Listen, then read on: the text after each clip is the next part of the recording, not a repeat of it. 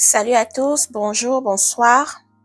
Alors, naye na suite ya partage na biso ya sur le livre du prophète Osée. Alors là, c'est le jour suivant. Bon, nalingi na fongola parenthèse moko comme j'avais dit na ba vidéo nanga ou eleka que nous devons comprendre que baton o toza ko traverser eza baton moko o eza kotalisa biso makambo ebele ba événement eza ko se passer. Alors puisque désolé, puisque la parole nous recommande ya ko prêter attention na ba saison na ba moment ni tozo traverser na ba signe de temps o ezo permettre biso toyeba tokomi na moment nini. Alors nous devons prêter attention à toutes ces choses, les événements qui se passent dans le monde, les signes des temps, donc les saisons auxquelles nous traversons. Nous devons être attentifs à tout cela. Nous devons prêter attention na makambo nyonso ezoleka tout autour na biso, et toutes ces choses ou tous ces événements nous permettent ya koyeba tokomi na niveau nini. Alors eza recommandation eza na Bible. Alors comme j'ai dit toujours na loba yango déjà na ba vidéo eleka que toza na ba environnement o eza ko o tokoki ko négliger te. C'est ba environnement wana pe eza parmi ezo jouer rôle moko eza très important pour na biso to comprendre évolution ya ndenge tozo tambola. Alors il y a comme l'environnement politique, comme je l'avais dit, que l'environnement politique c'est un environnement où eza très capital en ce qui concerne les événements des temps de la fin, et en ce qui concerne le retour du Messie, le retour de Jésus-Christ. Alors c'est un environnement où il faut prêter attention, il faut tozalaka na actualité, to landelaka évolution ya makambo ndenge ezoleka na mokili, tout en étant focalisé na parole, en étant focalisé na écriture, na ce qui est écrit dans la Bible, pour que nous puissions comprendre fait tokomi na moment nini, tokomi na niveau nini. Alors tout doit être basé na Bible, tout doit être conforme na oekomami na ba écriture. Alors j'ouvre cette parenthèse rapidement avant tokota na suite ya partage na biso. Nasi na loba yango na dans l'une de mes vidéos que il y a des signes ou il y a des choses qui doivent arriver pour que nous puissions comprendre que les loko boelinge salama. Comme j'avais dit en ce qui concerne cet accord de paix entre Israël et puis mboka msusu aza na bango en guerre, entre tomonaki ndenge bazalaki en guerre avec l'Iran, et maintenant c'est la Palestine et tout ça, le Hamas, je veux dire. Alors, dans la parole, il est écrit, natango déjà dans le livre à Thessaloniciens, je crois, naloba, que la Bible dit que lorsque vous verrez, lorsqu'ils diront paix et sûreté, et il y aura une ruine soudaine, et que surprendre bango. Alors, cette ruine, lorsqu'on dit qu'il y aura une ruine soudaine, cela ne veut pas forcément dire que cette ruine arrivera juste après avoir annoncé cette paix. Donc, c'est une ruine qui peut arriver après un temps, c'est une ruine qui peut arriver, qui pourrait arriver peut-être après quelques mois ou 1 an ou 2 ans, on ne sait pas, puisque c'est des choses spirituelles. Si Dieu ne te le révèle pas au Yébate, mais nous lisons la parole. Alors, nous savons qu'en ce moment, ils sont en train de discuter en ce qui concerne l'accord, et nous savons qu'il y a le président des États-Unis qui est à l'entête de cet accord, la démarche wana. Alors, je viens de suivre les infos, et Sika Balobi, que c'est en fait les deux camps adverses, les deux parties, Israël et puis le Palestine, sont d'accord pour cette paix. Alors, c'est une paix qui est en train d'être signée, mais l'on dit que le gouvernement israélien n'a pas encore validé cet accord. Donc, c'est un accord de paix qui vient d'être signé, et mais le gouvernement mais pas encore validé par le gouvernement israélien. Alors, nous comprenons que c'est un processus, bazolandela étape par étape. Ça, c'est les infos. Obiso tozozoa, nandenge tozotala les infos, en fait, les bazo ko annoncer na monde. Alors nous, en tant qu'enfants de Dieu, nous continuerons à observer et puis à lire la parole et à comprendre ce qui est écrit. Alors si j'en parle, c'est pour que nous puissions quand même être au courant de ce qui se passe et je vous encouragerai aussi ya kolandela rappel info koyeba makamni nezoleka. Comme par exemple, il y a notre point où qui, je pense, il y a peut-être 2 semaines de cela depuis annonce Wane Tombaki en ce qui concerne l'identité digitale au bazo lancé na Angleterre, na Royaume-Uni, au balobi que sans ceux qui osent en côté, tu ne pourras pas travailler. Alors nous comprenons que le diable travaille et Dieu aussi travaille. Donc nous avançons mollo mollo. Il y a de ceux-là qui disent que que cela serait la marque de la bête.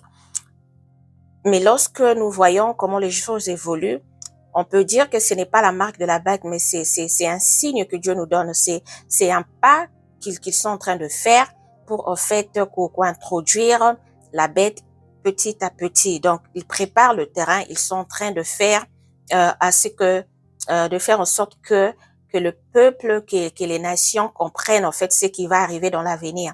Alors, en tant qu'enfants de Dieu, nous observons et nous savons comment est-ce que nous pouvons marcher et être conforme à ce qui est écrit dans la parole. Donc là, c'est juste une parenthèse, je verrai, parler en gros un peu en long et en large, na vidéo, peut-être na ça, là, concerner justement, kakaba point wana, en ce qui concerne l'accord d'épée, et puis, bamaram susu, ezo, comme la bamboka misusu. Alors, nous allons maintenant passer, na suite, ya partage nabiso, pour avancer. Alors, on continue avec notre partage. Sur le livre d'Osée. Alors, hier, j'avais dit que tu parlais qui sur chapitre 1. Oui, dans le livre, on va parler de points clés, de points essentiels. Pour permettre de comprendre, Nzambe alingi, de comprendre ce que Dieu veut que nous puissions comprendre en ce qui concerne son avènement. Donc, nous devons d'abord comprendre ce qui doit d'abord arriver avant l'enlèvement de l'Église. Alors, le chapitre 1 dont nous avons parlé hier, Eza n'a précisé que Eza événement, ce qui est écrit dans ces chapitres, c'est ce qu'en fait qui arrivera après l'enlèvement, donc la deuxième venue à Christ. Mais si j'en ai discuté hier, là, c'est là qu'il faut partager sur Yango, c'est parce que la trouva qui quand même, est quand même important. L'Éternel la recommanda qui tout un livre yo. Et ça, illustration, il y a situation à Israël. Dieu a pris l'exemple de la famille d'Osée. Alors, lokola Isaac introduction, alors j'ai trouvé quand même que c'était important. Il y a parlé sur ça pour partager sur ces chapitres-là pour tous à la quand même na idée, il y a comment évoluer la famille d'Osée, où eza illustration, il y a situation à Israël. Alors, toujours continuer les lots, nous sommes, comme j'avais dit, tu reçois quelques chapitres, c'est pas tous les chapitres du livre. Quand bien même j'ai lu tout le livre, je continue à faire l'étude sur le livre. Tobandako partager, mollo, on avancera petit à petit jusqu'à la fin du partage. Alors, les autres chapitre 2. Chapitre 2, alors, suite, il y a chapitre, il y a histoire, en fait, il y a chapitre 1, celui de Tangiango. Il s'agit ici du châtiment et du rétablissement d'Israël. Donc, il y a d'abord le châtiment qui doit arriver et puis le rétablissement. Ce rétablissement, hier, j'avais dit que ce rétablissement, à la fin de toute chose, donc c'est-à-dire la deuxième venue à Christ après la grande tribulation. Et c'est là où il y aura le rétablissement ou le repos de la nation d'Israël. Alors, l'Éternel ordonne aux enfants d'Israël de plaider contre leur mère.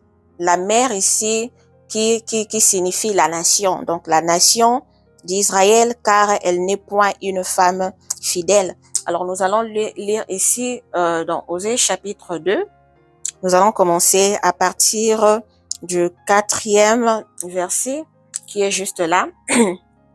La parole dit, plaidez, plaidez contre votre mère, car elle n'est point ma femme, et je ne suis point son mari, qu'elle ôte de sa face ses prostitutions et de son sein ses adultères. Sinon, je la dépouille à nu, je la mets comme au jour de sa naissance, je la rends semblable à un désert, à une terre aride, pardon, et je la fais mourir de soif, et je n'aurai pas pitié de ses enfants, car ce sont des enfants de prostitution. Alors, ce qui Bolandi déjà partage il y a autre salaki hier. Donc, nous comprenons ici que l'Éternel est en train de parler d'une mère prostituée qui donne naissance aux enfants de la prostitution, des enfants nés d'une prostituée. Alors, cette mère, ici, l'Éternel qui dit, plaidez contre votre mère. L'Éternel demande aux enfants d'Israël. Hier, nous avons dit que lorsque vous lisez tous ces livres, vous allez comprendre que l'Éternel a réparti, en fait, a illustré Israël, une nation, la nation d'Israël, en 3 parties. Il a parlé d'Éphraïm qui renferme les 10 tribus du nord, et il parle de la maison d'Israël qui est Jérusalem, et puis la maison de Juda. Alors, ce sont là les 3 enfants qui représentent en fait les 3 enfants du prophète Osée, qui sont Jisraël, Lo-Ruchama et Lo-Ami. Alors ici, l'Éternel demande à ses enfants de plaider pour leur mère, car c'est une mère qui est infidèle.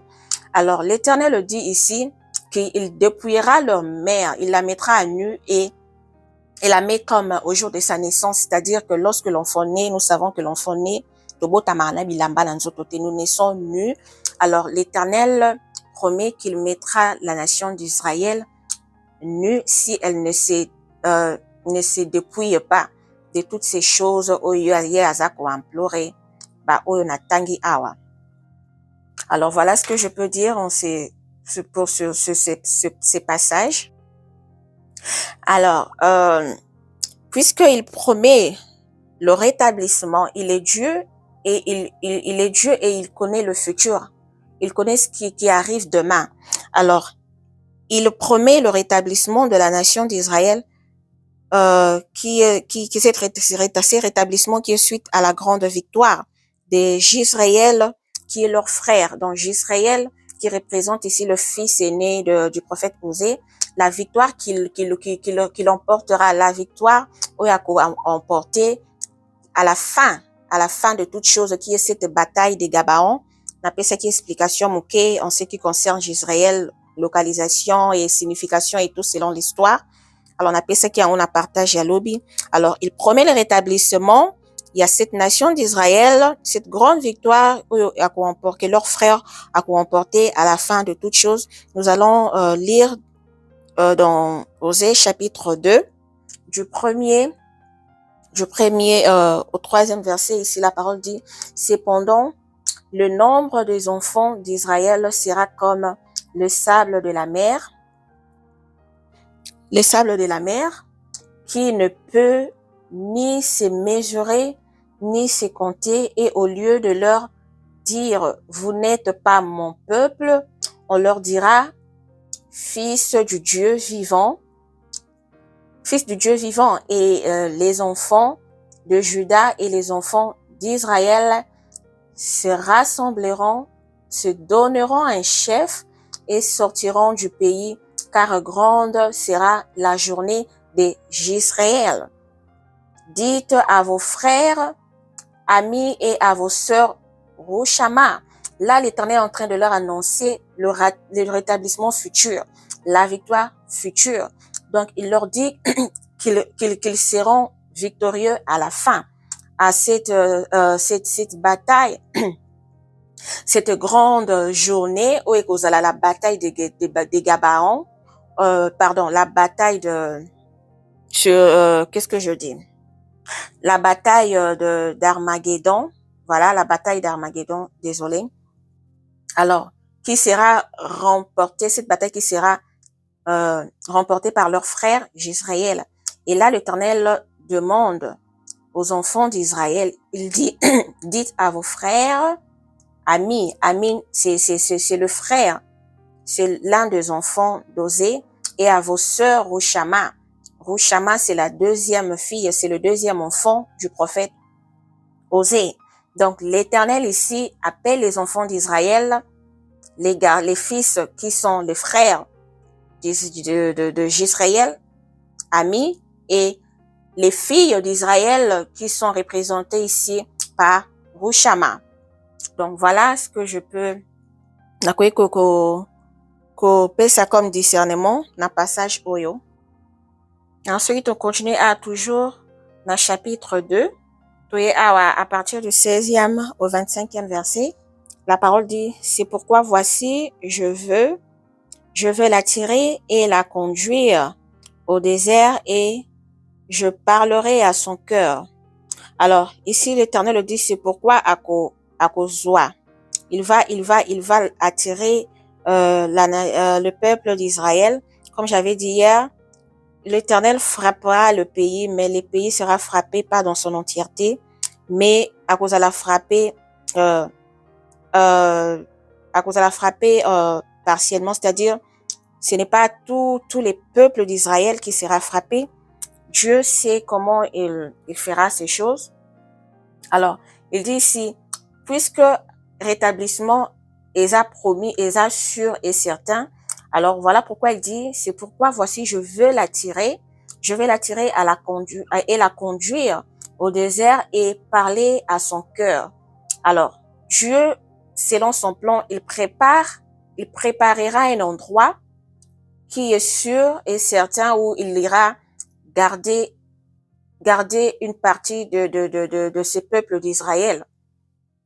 Où il ira, il dit dans le désert. Dans le désert ici, Isaac a représenté un lieu calme, un lieu éloigné, un lieu éloigné des hommes, éloigné de tout vent où l'Éternel peut calmement parler à ses enfants. Et il dit que je parlerai à son cœur. Là, je lui donnerai ses vignes et la vallée, d'accord, comme une porte d'espérance. Et là, elle chantera comme au temps de sa jeunesse et comme au jour où elle remonta du pays d'Égypte. En ce jour-là, dit l'Éternel, tu m'appelleras mon mari et tu ne m'appelleras plus mon maître. J'ôterai de sa bouche les noms des Baals afin qu'on ne les mentionne plus par leur nom.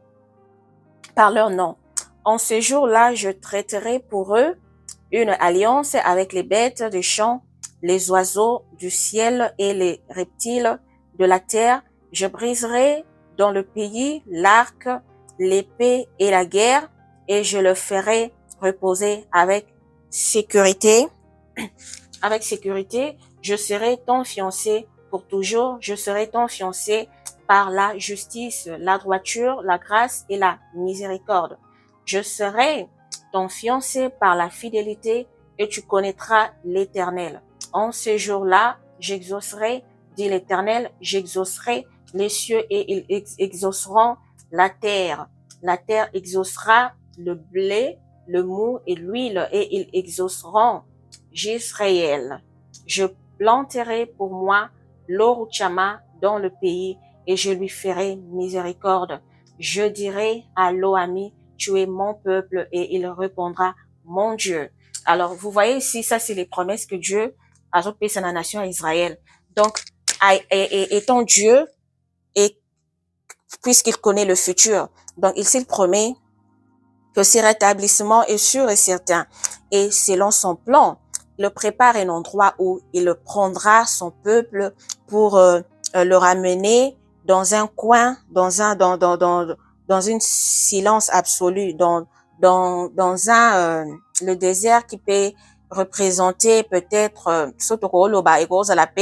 na esika moko ya kozanga ya bozangi, dans une manque esika moko peut-être il y a des espoirs oyo po mutu azwa conscience azonga siko na makanisi na ye à reconnaître que l'Éternel vraiment est le maître de ma vie et le seul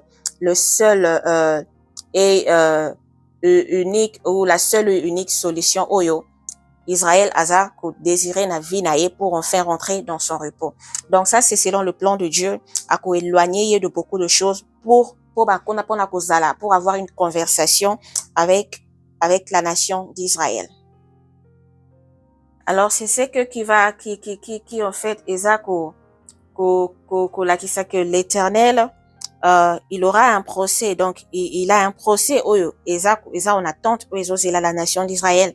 L'Éternel a un procès avec les enfants d'Israël et ces procès eza dû na manque il y a vérité, manque de miséricorde et manque de la connaissance de Dieu. Et c'est parce que il n'y a que parjure et mensonge, assassinat, vol et adultère, violence et meurtre. Toutes ces choses qui donne la raison à ce procès exister, à ce procès futur où c'est la nation d'Israël. Nous allons le lire dans le livre de Osée, dans le même livre, Otoza Awa, Osée chapitre 4, à partir du premier au deuxième verset. Et nous sommes là, la parole dit: écoutez la parole de l'Éternel, enfants d'Israël, car l'Éternel a un procès avec les habitants du pays, parce qu'il n'y a point de vérité, point de miséricorde, point de connaissance de Dieu dans le pays. Il n'y a que parjure et mensonge, assassinat, vol et adultère. On use des violences, on commet meurtre sur meurtre. Alors voilà ce qui pousse l'Éternel à organiser ces procès futurs qui arrivent dans la nation d'Israël. Et nous pouvons aussi aller à Jérémie chapitre 9, du 3e au 8e verset, juste pour appuyer ces écritures. Jérémie 9, à partir du 3e au 8e verset, la parole dit: ils ont la langue tendue comme un arc et lancent le mensonge. Ce n'est pas par la vérité qu'ils sont puissants dans le pays, car ils vont de méchanceté en méchanceté et ils ne me connaissent pas, dit l'Éternel. Que chacun se tienne en garde contre son ami et qu'on ne se fie à aucun de ses frères, car tout frère cherche à tromper et tout ami répond des calomnies. Ils se jouent les uns les autres. Ils ne disent point la vérité. Ils exercent leur langue à mentir et ils s'appliquent à faire le mal. Ta demeure est au sein de la fausseté. C'est par fausseté qu'ils refusent de me connaître, dit l'Éternel. C'est pourquoi ainsi parle l'Éternel des armées. Voici, je les sonderai, je les éprouverai, car comme agit à l'égard de la fille de mon peuple. Leur langue est un trait meurtrier. Ils ne disent que des mensonges. De la bouche, ils parlent de paix à leur prochain et au fond du cœur, ils lui dressent des pièges. Alors là, ce sont les paroles de l'Éternel. C'est ce qui fait à ce que ndenge totangi ezosala des choses ezosala que Israël akota na procès avec l'Éternel. Alors nous comprenons ici que l'Éternel promet azako promettre que ako sonder bango, ako éprouver bango, sonder pour éprouver. Donc ça veut dire que ako mettre bango na ba épreuve ou ekozala dur, ba épreuve ou ekozala facilité à cause de toutes ces choses. Donc il parle à l'avance. Il lui parle à l'avance de ce qui doit lui arriver. Donc, il lui dit que tu tomberas de jour, qui pourrait signifier ici que le pays sera attaqué ou le pays connaîtra des désastres en plein jour aux yeux de tout le monde, de toutes les nations. Alors, il dit que le pays tombera de jour. Le prophète avec toi tombera de nuit et je détruirai ta mère. Ta mère ici qui représente justement la nation d'Israël. Et le prophète ici qui est dit que je détruirai ta mère, et ton prophète qui tombera de nuit. Alors le prophète ici qui représente juste représenté les paroles de fausses prophéties, des fausses prophéties venant de Dieu qui n'existent pas, des dieux de Baal, de faux dieux, oyo nation eza se prosterner devant bango. Alors et voilà ce que je peux dire. Nous allons voir ce que Tangango eza na Osée 4 du 5e au 6e verset. Alors voici, là nous sommes dans le livre de Osée, chapitre 4. Alors à partir il y a cinquième verset pour juste confirmer, c'est que la parole dit: tu tomberas de jour et le prophète avec toi tombera de nuit. Qui tombera de jour ici, c'est la nation d'Israël. Et le prophète, comme je dis, prophète, c'est juste la représentation de ces fausses paroles prophétiques, de fausses prophéties venant de faux dieux qui n'existent pas, de dieux des Baal, Nzambe Abikeko, tous ces dieux-là, des pierres ou de bois taillés des mains d'hommes. Donc toutes ces prophéties qui sortent des faux prophètes, des humains qui vont consulter des bois, qui vont consulter des divinités, qui vont consulter, qui vont parler aux morts, toutes ces pratiques-là. Alors, yango wana nde eza ko représenter le faux prophète, le prophète dont passage eza kolobela. Donc le prophète avec toi tombera de nuit, et je détruirai ta mère ici qui représente la nation d'Israël. Et ce qui te continue awa na verset 6, la parole dit: mon peuple est détruit parce qu'il lui manque la connaissance.